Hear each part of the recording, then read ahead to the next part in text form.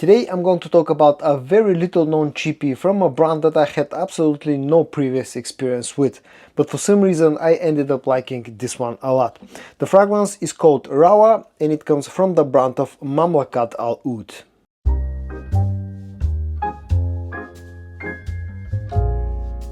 Hey guys, I'm George, the nice medic gentleman, and it's time for your dose of some fragrance content.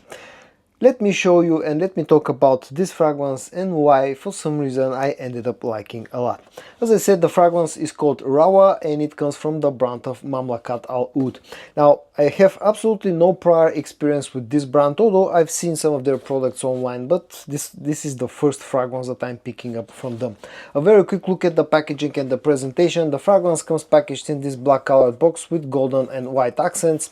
The concentration here is EDP. The important thing about the bottle size is that this bottle is actually 200 milliliters in size, so it's a big bottle.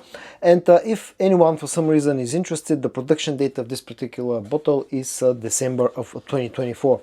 It has magnetic edges, it opens up like this, and it's an interesting, nice presentation considering the bottle size and how affordable this fragrance is. I wouldn't call it exactly like super cheap, but it's affordable, but a little bit later I'll talk about the pricing. This is the way that the bottle looks. It has more of a traditional bottle design, nothing spectacular, nothing too flashy or too lavish.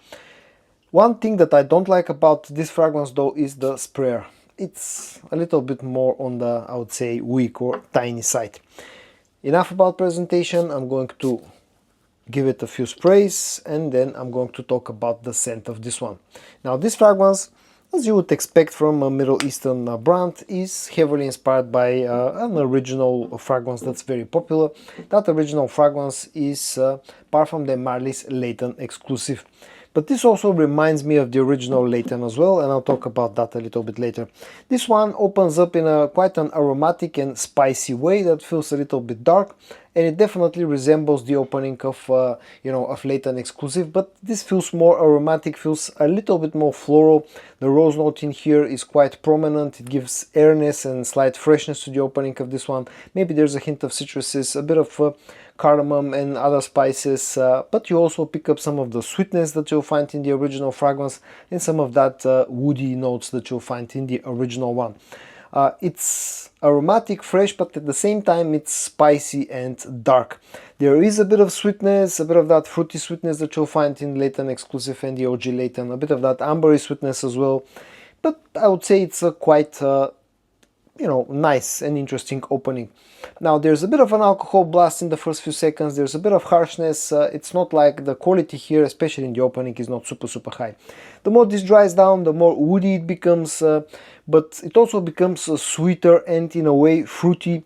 And in that mid and late dry down, this starts to smell more like a mix between Layton exclusive and Layton, rather than being a straight up clone of Layton exclusive. This is definitely a fresher, a lighter, an easier version to wear of Layton exclusive. It's not as dark as a Layton exclusive. That's why on the dry down I find more similarities to be more similar to Layton than Layton exclusive, but definitely carries a bit of that Layton exclusive smell as well. Now, when it comes to performance, it's an okay performing scent. I'm not going to hype up the performance. I've been getting about 7.5 hours of performance out of this one, which given the price tag and given the fact that this comes in a 200 milliliter bottle size, I would say the performance is okay.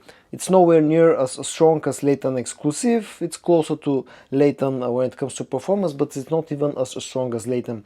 Projection wise, the first hour and a half I would say it's above average, but again it's not super strong. So I would say this is above average when it comes to both longevity and projection, but definitely nothing more than that.